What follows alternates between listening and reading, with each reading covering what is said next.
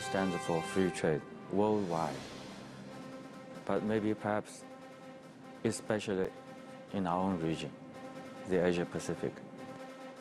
All eyes on Beijing as China hosts the 2014 Asia-Pacific Economic Cooperation Summit. From trade to politics, world leaders will gather with much to discuss.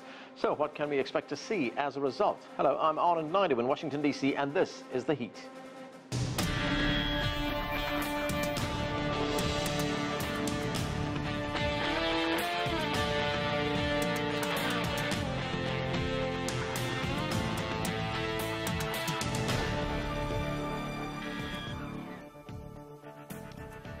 "21 countries, 40% of the world's people, 44% of all world trade, and 55% of the world's GDP.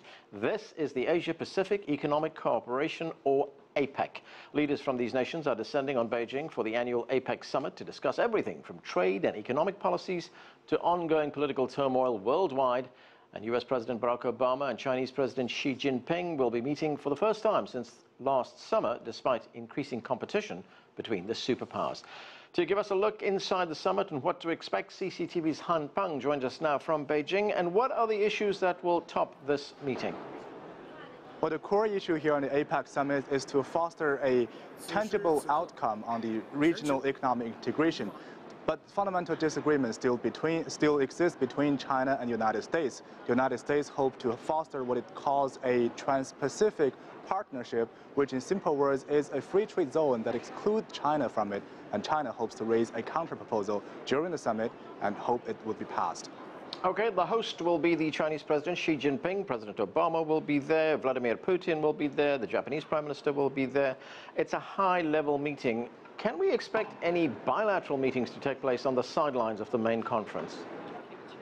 Well, yes, exactly. There will be a lot of leaders meeting here on the APEC summit, and there will be quite a few highly expected sideline meetings here on the summit. One of the most anticipated one is the meeting between President Obama and President Xi Jinping. There is also a lot of speculation on whether Chinese and Japanese leaders will meet, but we still need to wait and see. Yeah. What are we expecting to hear about the Chinese-backed Asian Investment Bank? Well, yes, that's one of the most important issues on the APEC summit. China hopes to have as what you said, the AIIB here. However, that is highly controversial because the United States sees it as an unnecessary rival to the World Bank. So there are quite a lot of countries caught in between in this issue. Countries like Japan and Australia are trying to choose which side to join. And also countries like India, Pakistan, as well as Mongolia, and some of the STAN countries and most of the ASEAN countries have already agreed to join China's AIIB plan. And it's a big summit, a lot of world leaders there. What kind of security preparations are you seeing in Beijing? Well, the security is quite tight here, I have to say. The Beijing government is now trying to check every vehicle passing into the capital, and also there are public holidays during the APEC summit, which is actually a surprise for many of the people here. That is a way to reduce the unnecessary traffic during the summit. And also there quite a lot of public services were also suspended here in Beijing during the summit, which is quite controversial in Chinese society. Okay, thank you for that. That's CCTV's Han Peng joining us from Beijing.